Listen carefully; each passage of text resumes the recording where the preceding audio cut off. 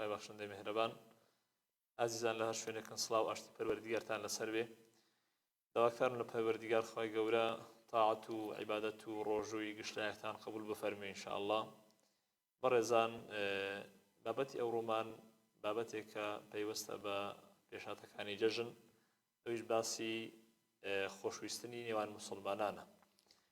ئەم تەوەرە ئەمڕۆ لە ئەڵقەیە باس و گەنگەشە ئەکەین ئینشاءالله لەگەڵ مامۆستای بەڕێز مامۆستا عەبدولسەمەد وەرتی. جەناب مامۆستا سەلام عەلەیکوم. وعليكم السلام ورحمة الله وبركاته. وسلامتك جەناب مامۆستا، زۆر خۆشحاڵین ئەمڕۆ لە تەشریفی جەناب داینە ئینشاءالله. جەناب مامۆستا ئەگەر بێت و بە پرسیاری کەم دەست پێ بکەم، یعنی معلومە تقریبا چەند ڕۆژێکی کەممان ماوە بۆ ئەوەی داخلی جەژن ببین. بله. بۆیە پێمان باش بوو ئەمڕۆ لە خزمەت جەنابەت باسی خۆشویستنی بینی مسلمانان بکەین. ئایا ئیسلام چ گرنگێکی بە خۆشویستندایە لە بینی نێوان مسلماناندا، بە تایبەتی لە مانجی پێوزێ ڕەمەزان مامۆستا؟ بله. بسم الله الرحمن الرحيم. الحمد لله رب العالمين، حق حمده والصلاة والسلام على خير خلقه محمد وآله أجمعين إلى يوم الدين.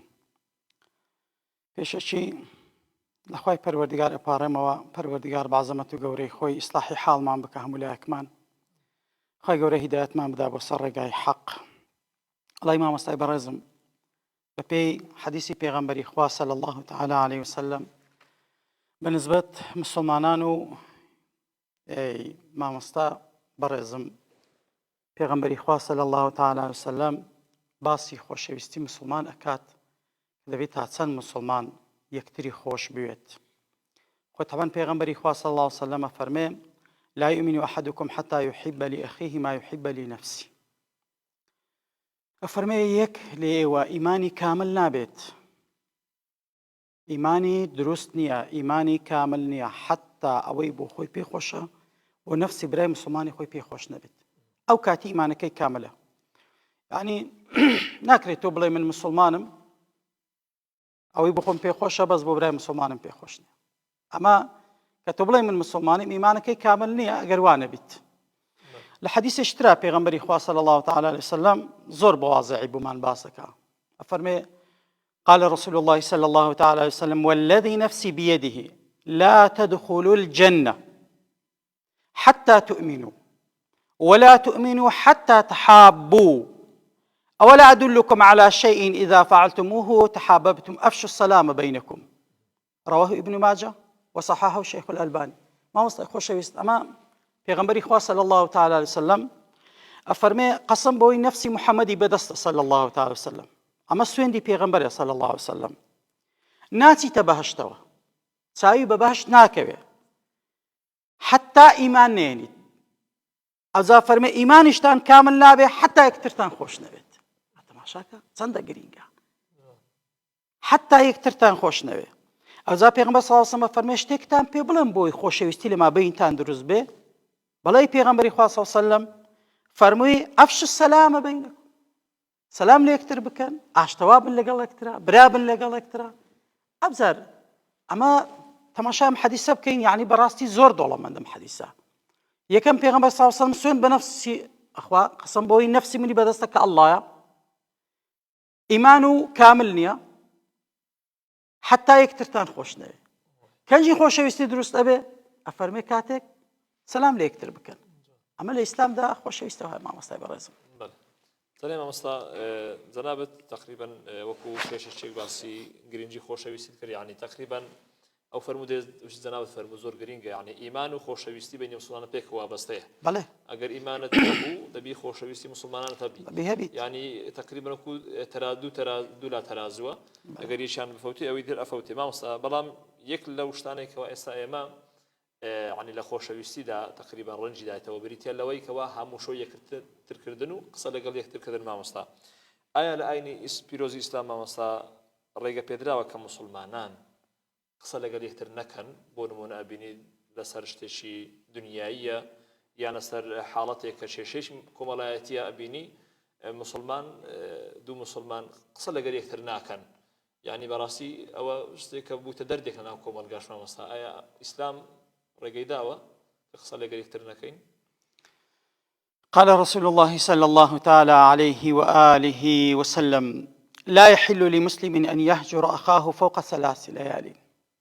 والله مامۆستای خۆشەویستم پێغەمبەری خوا صلی الله تعالی وسلم بەنسبەت ئەو کەسانەی کە دەنگ لە یەکتر ڕاگرن کە قسە لەگەڵ یەکتریان ناکەن ئەفەرمێت حەڵاڵ نییە دروست نییە ڕێگا پێنەدراوە لەلایەن خوای پەروەردگارەوە لە 3 شەو ڕۆژ زیاتر قسە لەگەڵ برای مسلمانتان نەکەیت بە هیچ شێوەیەک دروست نییە لە حەدیثی دووەمە پێغەمبەری خوا صلی الله تعالی وسلم فەرمێ لا يحل لمسلم أن يهجر أخاه فوق 3 فمن هجر فوق 3 فمات دخل النار الله أكبر رواه أبو داود ومسلم وبخاري وصححه الشيخ الألباني ئەزا پێغەمبەر صلی الله علیه و سلم لە حەدیثی دووەمە فەرمێ هەر کەسێک دەنگ لە برای مسلمانی خۆی ڕابگری لە 3 شەو ڕۆژ تێبپەڕی بمرێت دەخەلە نار فەرمێت چە ناواگری جەهەنەمەوە خوای گەورە پەنامان بدات ئەمە کارەساتە بەڕاستی یعنی بینی مسلمانێک دەنگ لە برای مسلمانی ڕاگری ئاگای لەو حەدیثەی پێغەمبەری خوا نییە ئەزا حەدیثێکی ترمان هەیە بەنسبەت دەنگ ڕاگرتن پێغەمبەری خوا صلی الله علیه و سلم فەرمێ من هجر أخاه سنة فهو كسفك دمي هر کەسێک 1 ساڵ دەنگ لە برای مسلمانی خۆ ڕابگری کە ئەنەوە قەتڵێکی کردیە خوا پەنامان بدە یا ڕەبی ینی مسلمانان دەبی تێبگەن بە هیچ شێوەیەک ڕێگا پێنەدراوە تۆ دەنگ لە برای مسلمان ڕابگری نابیت ینی مامۆستا ئێستا ئەوە فەرموودەیە قەتعیە ینی هیچ بەهانەیەک ناڵیتەوە هیچ بەهانەیەک نییە لێرە مامۆستا خەڵکانێک بۆ نمونە ئەبینی دەسەبینی 2 نەفەر ئەڵێ کاکە من دەزانم ئێوە کێشەتان هەیە کێشەکەتان لەسەر فڵان شتەیە ینی ئەو کێشەی وای کردوکە ئەنگۆ قسە لەگەڵ یەکتر ناکەن مەسەڵەن بانەی ئەو زۆرە خەڵکانە مامۆستا دەبینی هەردوو لا قسە دەکەن دەڵێن مامۆستا بەڕاستی مەسلحەت وایە مەسلحەت وایە ئێمە قسە لەگەڵ یەکتر نەکەین لەبەر چ لەبەرەوەی هەر کاتێک من تەداخلی ئەو ئینسانم کرد ئەو کابرایە زیاتر زەربە لە من ئەدا یعنی تێکەڵبوونی ئەو کەسەی زەربەی زیاترە مامۆستا پرسیارەکەم زیاتر بەو نەسە ینی بەو دەقەی ئایا ئەکرێ مرۆڤ مەسەلەن لەبەر ئەوەی ئەو کەسە زەرەری لۆ من هەیە من قسەی لەگەر نەکەم یان مەسەلەن ڕەفاقەت و تێکەڵبوون جیاوازە لەگەڵ قسە لەگەڵ یەک نەکردن مامۆستا ئەوە چۆنە مامۆستا مامۆستای بەڕێز بەنسبەت قسە نەکردن لەگەڵ بەرامبەرتە ئەوەی کە مسلمانە مادام مسلمانە بە هیچ شێوەیەک ڕێگا پێنەدراوە کە تو دەنجێ لێ ڕاگوێگری بە هیچ شێوەیەک جائیز نییە ئەمە بە هیچ بەهانێک نییە ئەمما لە هەندێک جێگا هەیە لە هەندێک جێگا هەیە ڕێگا پێدراوە کە تو دەنگ لەگەڵ کابرا نەکەیت بەڵێ یەک نمونە لەوانە پێغەمبەری خوا صلی الله علیه و سلم باسی نەمامان بۆکە نەمام یعنی دووڕوو ذوالوەجهەین ئینسانی قسە دەینی و ئەبا لە مابەینی مسلمانان فتنە و فەساد دروست ئەکات ئەگەر کەسێکت بینی بە حەقیقەت بەڵام بە گومانەوە نا بە یەقین زانیت کەسێکی فەسادە کەسێکی نەمامە کەسێکی دوو زمانە کەسێکی دووڕووە دروستە تۆ خۆی لێ پارێزی تا تەنانەت دەنجشی لێ ڕاگری بۆ ئەوەی تووشی بەڵاد نەکات ینی مامۆستا ئەو خۆ ڕاگرتنە ئەگەتە ئەو حەدێکەوە سەلامیشی لێ نەکەی یان سەلامیشی لێ نەگریەوە پێغەمبەر صلی الله علیه و سلم ئەفەرمێن نەمام دەخەلە نار ئەهلی جەهەنەمە بۆیە کەسێک کە زانیت کە فەسادی و نەمامی ئەکات دروستە لە ڕوانگەی شەرعەوە تو لێی دوورکەویەوە لێی دوورکەویەوە بە قەتعی ڕەفاقەتی نەکەی و کەسێکی تریشمان پێڵە پێغەمبەری خوا صلی الله علیه و سلم ئەفەرمێ ساحیر کەسی ساحیر کەسێک کەوە ساحیر بێ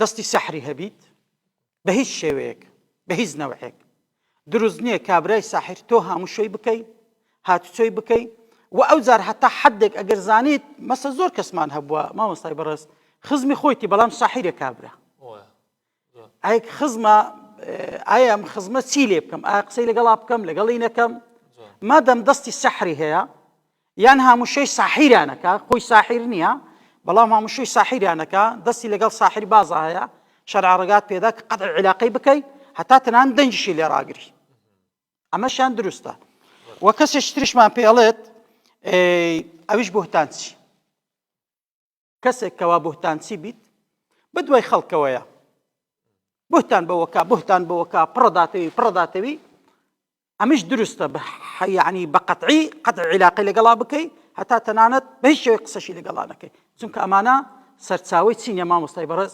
سەرچاوی فەسادی و کێشە و مشکلەی ناو کۆمەلگانە بە حەقەت.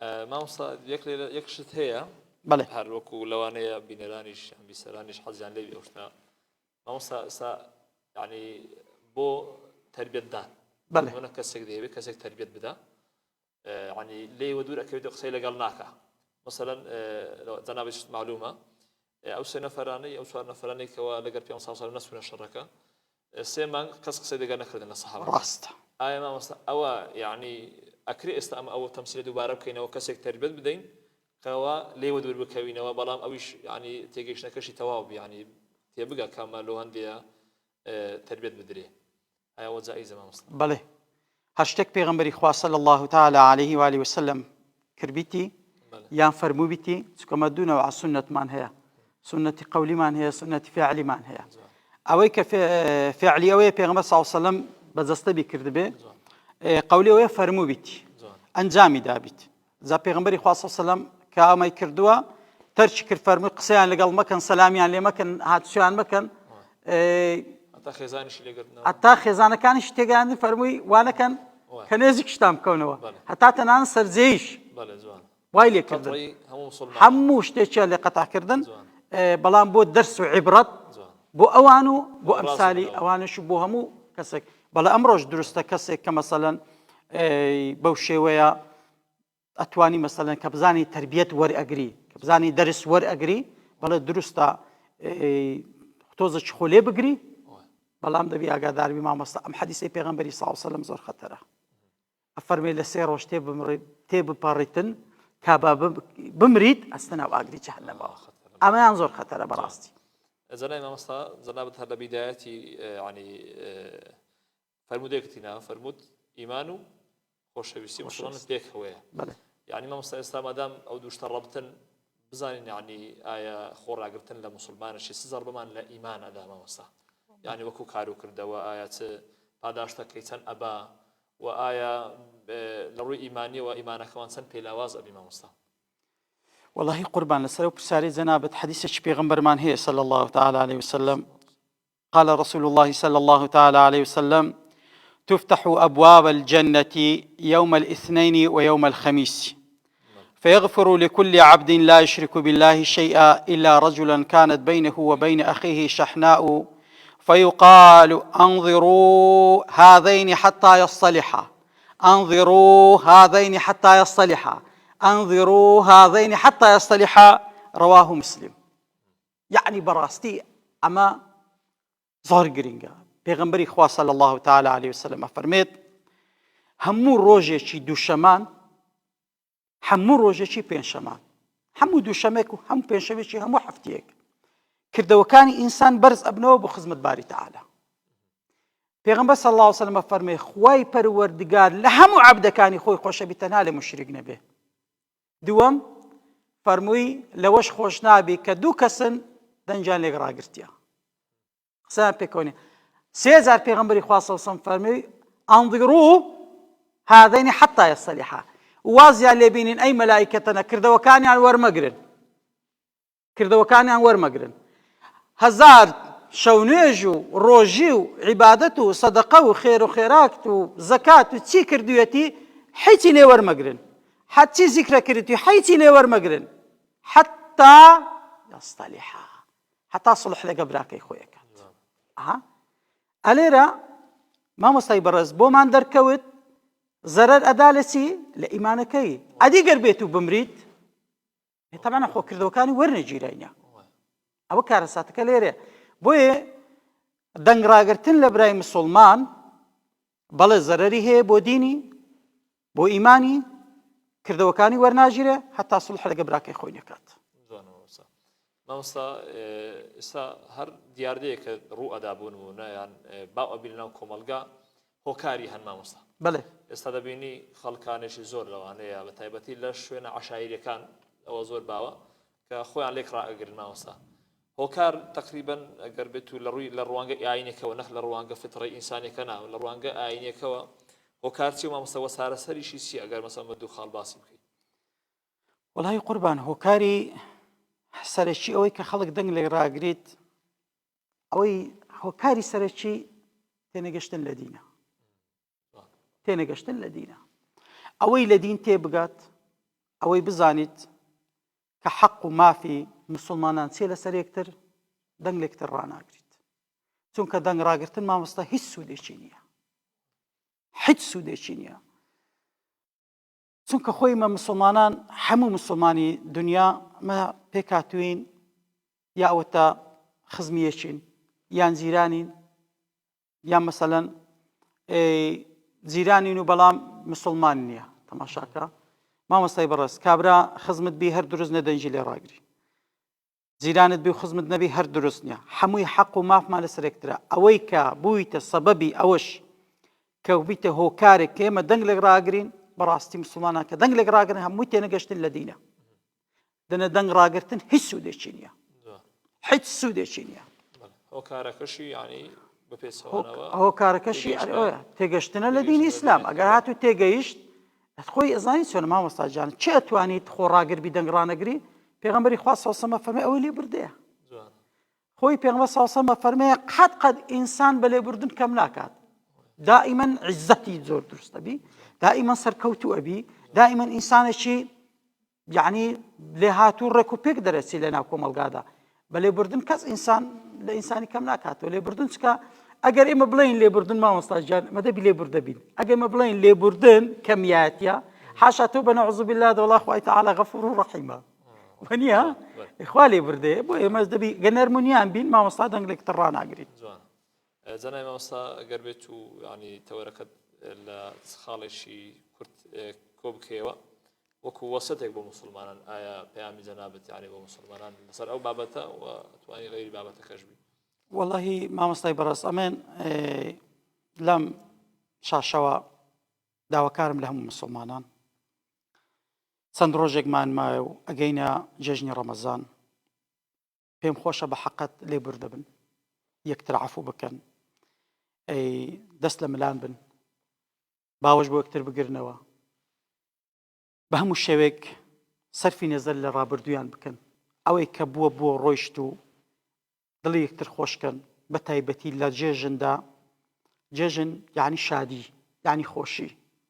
بە تایبەتی ئەو دایک و باوکانەی کە زۆر دایک و باوکەیە ئەولادی خۆی وەلا نایە، زۆر ئەولات هەیە دایک و بابی وەلا نایە، زۆر برا هەیە خوشکی وەلا نایە، زۆر خوشکەیە چۆی برا ناکە. من لێرە واڵێم بۆ خوا پێتان ئەڵێم بەر لەوەی مردن بتانگاتێ ئاش ببنەوە، برابن لەگەڵ یەکترا و ئامۆژگارێکی شمێ بۆ هەموو مسلمانان. مامۆستای بەڕێز ئەڵێم ئەی مسلمانینە یەک درۆ خوای پەروەردیگار خوای گەورە ڕوخسەتی دایە درۆیەک، پێم خۆشە ئەلەو چەند ڕۆژەدا مسلمانان هەوڵی بۆ بدەن ئەلەم درۆیەدا گونەهبار نابن. ئەگەر دوو مسلمانیانە دیتن پێکەوە ناتەبانە، یەک نینە، لێک عاجزن، دەنجیان پێکەوە نییە. پێغەمبەری خوا صلی الله تعالی وسلم فەرمێ ئەگەر توێ لای ئەو بە زبانی ئەو درۆت کرد و توێ لای ئەوی ترش بە زمانی ئەو درۆ بکەیت بۆ ئەوەی سڵحیانە بینی بکەی پێچیان بینیەوە، ئومێدم وایە مسلمانان پێیوە هەستن وەلەو کانە با درۆژ بیت، بەڵام ئەجر و پاداشتی لەسەر وەرەگرن. چونکە هەر کاتێک مامۆستای بەڕێز کە من و جەنابەت پێکەوە یەک نەبین کە کەسە کاتە لاتی گوتی مامۆستا فڵان کەس ئەوها ئەڵێت، من دڵم نەرم ئەبیت، تۆ دڵت نەرم ئەبی، ئەگەینەوە بێکتر و ئاشتەوای دروست ئەبیت. ئومێدم وایە ئینشاءڵڵا مسلمانان پێیوە هەستن و ئاشتەوای دروستکە لە مابەینی خۆیان بانی مسلمانان. دەستەکان خۆشبی زۆر سپاس دەکەین. خی گەورە ئەجر تۆش بداتەوە، خی گەورە پاداشە داتەوە. بەڕاستی لە وەختمان گرتی وانە خی گەورە ئەجر داتەوە. ئەوە گوتمان ئیسیفادە لە جەنابەت بین ئەمڕۆ. خی گەورە پاداشە داتەوە جەنابی مامۆستا. جزاک الله خێرا. خی گەورە سەلامەتەکە ڕەبی. بەڵێ ئازیزان لێرە هاتینە کۆتای ئەڵخی ئەم جارەشمان بە هیوای ئەوەی ئینشاءڵڵا گشتایەکتان سوودێکی باشتان بینی بێ. وەخوای گەورە تاعەت و عیبادەت و ڕۆژی گشتایەکتان قەبول بفەرمێ. والسلام عليكم ورحمة الله وبركاته.